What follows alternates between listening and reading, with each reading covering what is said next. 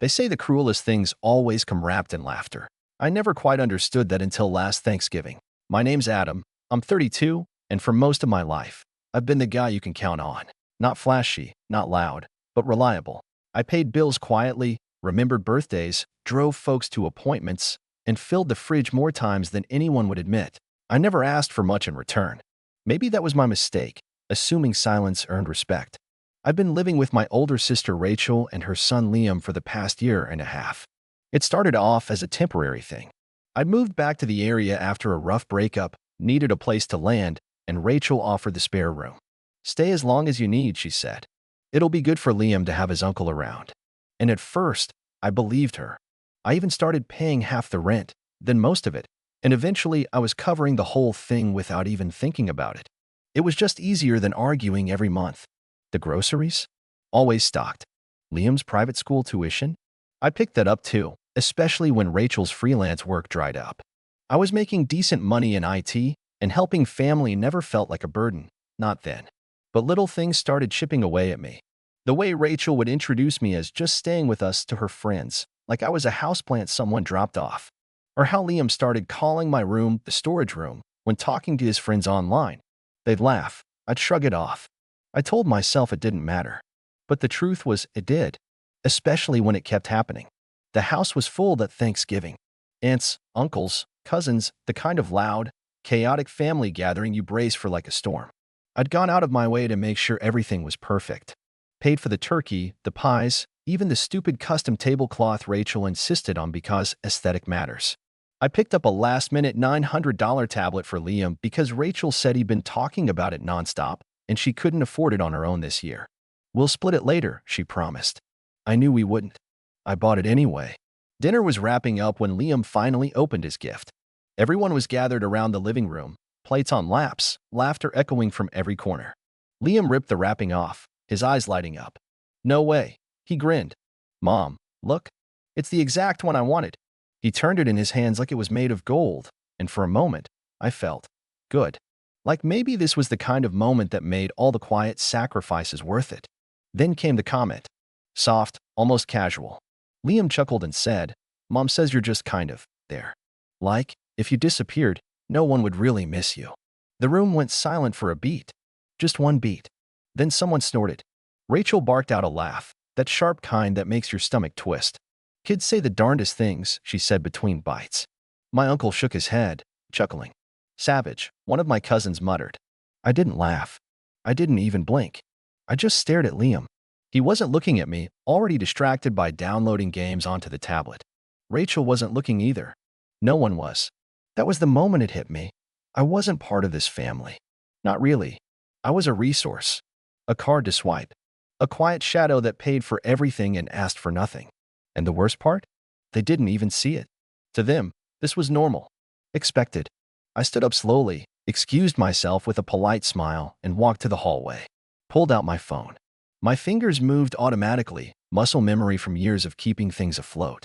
I opened the banking app, unlinked Rachel's rent payment, paused the tuition auto-debit, canceled the family's shared streaming services I'd been paying for since 2020, turned off the grocery delivery account, disabled the backup credit card Rachel kept just in case. Everything gone. Quietly, efficiently. When I came back, I didn't say a word. I just picked up my empty plate, rinsed it, and set it in the dishwasher. No one noticed. Rachel was still bragging about some client she landed. Liam was watching YouTube on his new tablet. I slept surprisingly well that night. Peacefully, in fact. In the morning, I packed my things into my car, just a few duffel bags and a briefcase. I'd already lined up a short-term rental a few towns over. Told work I needed a week to unplug. They didn't ask questions. I didn't leave a note. I didn't say goodbye. But I did leave one box in the living room. It was small, taped neatly, sitting on the coffee table where I knew they'd see it first. I tucked a folded note inside the lid. Nothing dramatic. Just a sentence. "You won't notice I'm gone, but you'll notice what left with me." I got into my car and drove off without looking back. And that's when the real fallout began. I was only about 15 minutes into the drive when my phone started vibrating on the passenger seat. I'd left it on silent out of habit, but I could see the flood of notifications lighting up the screen. First came the texts, one from Rachel, then two, then a dozen, then calls. I didn't answer. I just let it buzz itself into a panic. A part of me was tempted to block her right then and there, but I wanted to see what she'd say when the comfort started unraveling. I pulled off at a gas station just to stretch and scrolled through the texts. Rachel texted, "Did you cancel the rent transfer? What's going on, Adam? Liam's school is saying your card got declined? Is this some kind of joke?" Then came the angrier ones. She texted, "Unbelievable. You're seriously going to do this now? After all we've done for you." Mom's freaking out. She can't log into the Netflix. This is so petty. Grow up. I didn't reply. Not because I didn't have things to say. Oh, I had plenty. But because I'd said it already. With every canceled payment, every revoked login, every withdrawal of my support, I'd spoken louder than I ever had in that house. And the silence that followed? That was just the echo of them realizing I wasn't a fixture in the background anymore. I was a foundation, and they'd cracked it. By the time I arrived at the small cabin I'd rented, I'd stopped checking the phone. The peace of that place, tucked in the woods, no noisy neighbors, just the hum of trees and a faint creek nearby, felt unreal. I hadn't realized how much weight I'd been carrying until I wasn't anymore. The next morning, I finally checked my voicemail. There were 8 messages. The first was Rachel, her voice clipped and cold. "I don't know what kind of midlife crisis this is, but you need to fix it. Liam needs that tablet for school." The second was softer. "Okay, maybe we all overreacted, but you can't just leave like this. This is your family, Adam." By message 4, she was yelling. By message 6, she was crying. By 8, it wasn't Rachel at all, it was my aunt. "Adam, sweetheart, what happened? Rachel said you left some kind of note? The whole family's talking about it. Please call me." And just like that, I realized how fast their version of events was already spiraling. I knew Rachel, she'd never tell them the full story. She'd never admit what Liam said. Never admit that she'd laughed. That the whole room had. She'd spin it. Say I snapped. That I was always a bit unstable. That I must be dealing with something. That's how it always went, didn't it? Rewrite history before anyone asks questions. But I didn't care anymore. I wasn't going to defend myself to people who'd never defended me. Meanwhile, back at the house, I imagined the chaos unfolding as they opened the box. Inside, I'd left a few things. A folder with every canceled payment listed out in neat bullet points. Rent, effective immediately. Utilities, finalized and closed. Groceries, account locked. Tuition, unpaid balance, $3,200. Subscriptions, see list enclosed. I also left copies of every single payment receipt from the last 12 months, just in case they wanted to pretend they didn't know who had been footing the bill. I highlighted the totals. $21,864.92. Give or take a few cents. Underneath that, I placed a photo of Liam, a printed out frame from a video I took the day I bought him the tablet. His smile was genuine then, before the chuckle, before the words. On the back of the photo, I'd written, "Words matter." Finally, there was one last item in the box. It was small, wrapped in tissue paper. A key. The spare house key I'd kept on my ring, tucked away ever since Rachel first gave it to me when I moved in. I didn't need it anymore. The only thing I didn't leave? Myself. I spent the next few days offline. Read books I hadn't touched in years. Took walks without telling anyone where I was going. Sat on the porch and listened to the rain, not once thinking about the next bill or whose dinner I had to fund. I didn't feel guilty. I didn't feel regret. What I felt was weightless. It wasn't until the following Sunday that I got a knock at the cabin door. I hadn't told anyone where I was staying, which meant someone had either gone digging or followed the car's GPS history. I looked through the curtain and saw a familiar shape on the porch, my cousin, Eric. The one family member who'd always kind of gotten it. He wasn't part of the Thanksgiving disaster, but word must have reached him. I opened the door slowly. He held up a thermos in one hand, a bag of pastries in the other. "Can we talk?" I let him in. He sat down at the table, looked around the place like it was a shrine. Finally, he exhaled. "They're losing it," he said. "Rachel's flipping out. Liam's grounded, apparently. Everyone's talking." I raised an eyebrow. "That sounds like a them problem." He nodded. "It is. But I figured you deserved to know just how loud your silence has been." I didn't smile. But I did pour us coffee. That conversation opened a door, not back to my old life, but to something better. A chance to build new boundaries, new expectations, maybe even new connections with the few people who hadn't laughed that night. But Rachel? Liam? They still hadn't reached the point where they could say the words I needed to hear. And until they did, I wasn't coming back. Not as a wallet. Not as background noise. Not at all. That was the point. I knew they'd try something to get me back in line. And I was right. Because the very next morning, I got a letter. And inside that letter wasn't a card. It wasn't an apology either. It was a handwritten letter folded neatly into thirds, like something from a movie, with my name on the front in Rachel's loopy, overconfident handwriting. She always wrote like she was signing autographs. Inside, the first line made my stomach clench, not with regret, but with that familiar pang of disbelief. I think we both overreacted. Overreacted. She'd called my complete withdrawal of money, support, presence, and overreaction. As if I'd stormed out over a mild inconvenience. As if her son hadn't told me I wouldn't be missed. As if she hadn't laughed along with him. The letter went on. Look, things were said, but that doesn't mean we stop being family. Liam is just a kid. He doesn't know how his words come off. And I was just trying to keep the mood light. You have to understand that a lot of people rely on you, Adam. When you left, you created a huge mess. We're still trying to sort through everything you canceled. Some of us are still locked out of our accounts. This isn't fair, not to us, and not to yourself. I paused there, eyebrows raised. Not to me? That line, a lot of people rely on you, was telling. She wasn't saying it out of gratitude. She was saying it like a warning. Like I'd abandoned a job I wasn't allowed to quit. There was no ownership, no remorse, no acknowledgement of how deeply her laughter cut. Just redirection, guilt, manipulation dressed as concern. The last paragraph, though, that one was the real gem. Come back. We can talk this through. I'm willing to let bygones be bygones if you are.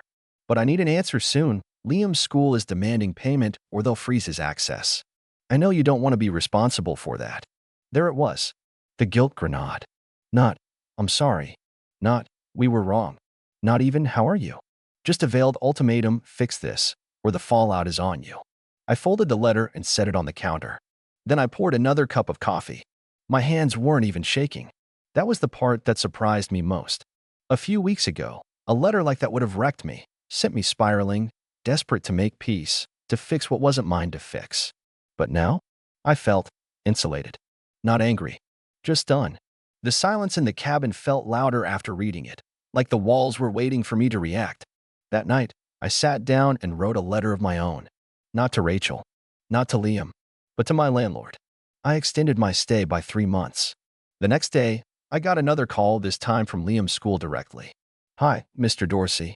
We're reaching out because we've been unable to process this semester's tuition for Liam A. We understand the previous payments were handled under your name, so we wanted to confirm whether you're still the designated sponsor. Designated sponsor. Interesting title, considering I hadn't been designated anything, ever. I took a slow breath and replied, actually, I'm no longer involved in those arrangements. You'll need to contact his mother. The pause on the other end lasted a full 5 seconds. Understood, sir. Thank you for the clarification. Click. I didn't think it would be that easy.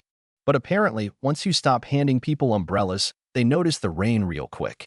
2 days later, I got another knock on the door. This time, it wasn't Eric. It was someone I hadn't seen in years, Aunt Denise. She was one of the quieter ones at family gatherings. Never laughed too loud, never gossiped too much. She just existed on the edges, like me. But unlike me, she always had this calculating way about her. Like she was listening even when you thought she wasn't. I opened the door cautiously. She held a paper bag and offered it like a peace offering. Just food, she said. Thought you might not be cooking much out here. I let her in. Not because I trusted her, but because I was curious. She didn't waste time. Sat down, looked me straight in the eye. They're spinning this hard, she said. Rachel's telling everyone you had some kind of breakdown. That you were always fragile. That we should have seen the signs. I raised an eyebrow. So I'm fragile now? She's trying to frame it as a cry for help. Trying to get sympathy. I exhaled slowly, staring at the steam rising from the food she brought. And what do you think? Aunt Denise gave me a look. One I hadn't seen before. Quiet. Unsettlingly honest. I think you were invisible to them for so long, they forgot you could leave. We didn't speak much after that. She left the food, gave me a short hug, and walked back to her car. No pressure. No advice. Just that single line, and it echoed all night. By the weekend, I'd heard from 2 more relatives. One was Rachel's ex, Liam's dad, of all people. He'd seen the chaos on Facebook and messaged me, now you know why I left. That one made me laugh. But the moment that truly broke the dam came late one night, a message request from Liam. I stared at the screen for a long time before opening it. His message was short. "I'm sorry. I didn't mean it like that. I thought it was just a joke." Everyone laughed, so I laughed too. "I didn't know you'd actually leave." For a second, I felt something crack. Not enough to spill, not enough to cave, but enough to feel it. That was when I knew the power was shifting. They weren't mad I left. They were scared I wouldn't come back. And they were right to be scared. Because what they didn't know was that the box I'd left behind wasn't finished unraveling yet. There was one more envelope inside, and it had Liam's name on it. I waited 3 full days before I answered Liam's message. Not out of spite, but because I wanted to be sure I wasn't responding out of old reflex, the kind that used to make me clean up every mess they made just to keep the peace.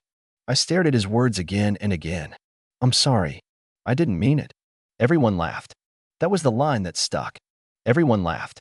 Because that had always been the real problem, hadn't it? Not the joke itself, but the room full of people who found it funny. The people who saw me not as a person, not as family, but as a background character. A set piece with a credit card. Still, Liam was a kid. 14, yeah, but old enough to know better and still young enough to believe what his mother told him. I couldn't hate him for parroting what Rachel said behind my back. But forgiving him didn't mean going back. So when I finally replied, I kept it short and honest. "I believe you didn't mean it. But I also believe you said it because someone made you feel like it was okay to say. That's something they need to fix, not me. I'm not mad at you. But I'm done being the punchline." He didn't reply. But I saw the message go read. And that was enough. 2 more days passed. Then Rachel showed up. I heard the car tires crunching gravel before I even looked out the window. She didn't text, didn't call, just showed up like she used to do when she wanted to borrow something and act like she was checking in. She stepped out of the car with that same artificial confidence she wore at every family gathering. Expensive sunglasses. Perfect hair. She looked like she was about to march into a PTA meeting and destroy someone's fundraiser. I didn't open the door. I watched through the side window as she knocked, waited, then knocked again louder. "Adam, I know you're home. Your car's here." I said nothing. She paced for a second, then reached into her purse, pulled something out, and walked over to the front door again. A letter. She slipped it through the gap beneath the door and left without another word. I waited until I saw her car pull out of the drive, then picked it up. This one wasn't handwritten. It was typed, formatted, too clean. It started with, "To whom it may concern." I almost laughed. The same woman who used to borrow my hoodie and never return it had just addressed me like a stranger applying for a bank loan. The letter went on about financial damage, missed payments, disruption of essential services, and the emotional impact my absence had caused. She even mentioned potential legal steps if I didn't return certain shared assets, a direct reference to a Netflix account, as far as I could tell. At the bottom, she had the nerve to sign it, "Warm regards, Rachel." No apology. Just a threat in soft packaging. That's when I knew I was making the right choice. That walking away wasn't just a reaction, it was a rescue. But now it was time to finish it.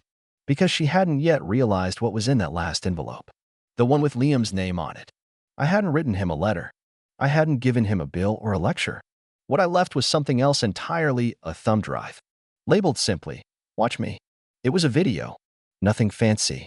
Just me, sitting in my car a week before Thanksgiving, talking to the camera. I recorded it because I'd already seen the writing on the wall.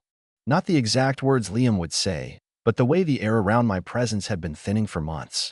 I wanted to make sure, if it ever came to this, that at least one person in that house saw the truth through my own words.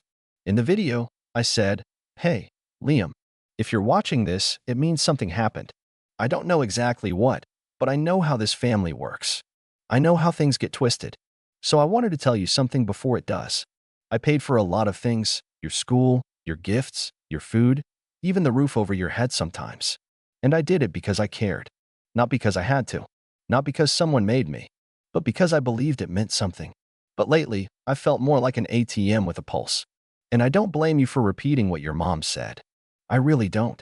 But I need you to understand something very important. People remember how you make them feel. You and your mom made me feel invisible. Disposable. Like a side character in your story. But I'm not. I'm a whole person. And I'm not going to keep pouring into a place that treats me like a joke. I hope someday you look back and understand this. And I hope, even more, that you never let anyone treat you the way I let them treat me. Be better than that. That was all. No anger. No tears. Just truth. I don't know when he watched it. I don't know if he cried or laughed or deleted it after 5 seconds. But I know he saw it. Because a week later, I got an envelope in the mail, no return address, just my name in shaky handwriting. Inside was a note. I didn't know. I do now. Thank you. That was it. No signature. But I knew who it was from. That was the last I heard from any of them. Rachel never called again. Probably too busy rewriting the story in her head, how the fragile brother had some breakdown and left them over nothing. Let her have it. Let them all have their version. I didn't need to defend mine anymore. It's been 4 months since then. I moved into a new apartment. Got a dog. Started seeing someone, a friend of Eric's who thinks my silence is mysterious instead of awkward. I even reconnected with my dad, who quietly admitted over lunch that he never realized how much I was carrying. It wasn't everything, but it was enough. I still keep the folder of canceled payments, not out of spite, but as a reminder of what I survived, of who I used to be, of the man who finally stood up and said, enough. They thought I was just there. But when I left, they finally noticed the hole I'd been filling all along. And the truth is, I don't miss them, because the best thing I ever did for myself was finally making room for people who see me,